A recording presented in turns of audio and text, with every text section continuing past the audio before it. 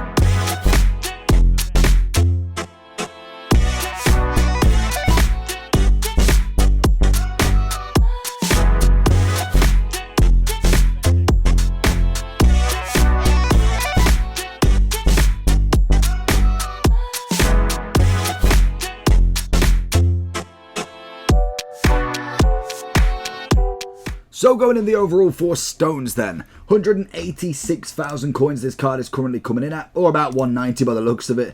Granted, if Team of the Week prices go up, he will go up in price because he needs 3 of them.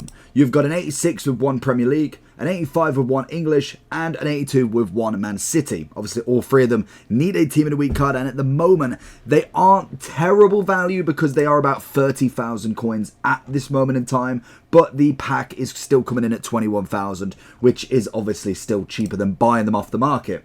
Now, in terms of stones, I think he's not a bad card. Naturally, we was bound to see this card at some point because that is kind of the role that has been taken up all of last year, and to some extent it works. Definitely there is still better CDMs. Naturally, this is not going to be a total whitewash into a main team, but definitely can work. In terms of the Premier League, if we look at CDMs, there isn't, well, I suppose other than heroes maybe, because you've got your Yaya Toures, you've got your Ramirez's. If we look at CDMs in their entirety, we need an upgrade for Rodri. Naturally, that's going to be a very good CDM in the future. Then we obviously have Alisson, a brand new one. Kind of more of a box-to-box than a solid CDM, but we could still definitely whack a shadow and it'd still be comfortable fitted there. If then we go a bit further down, we don't really have Rice. I feel like needed a bit more pace upgrade, but naturally, it was so early on in the game, you just can't compete there. Enzo, not really. Other than that, you've got a Bruno G. Again, not a bad card, but quite an expensive SBC at the time.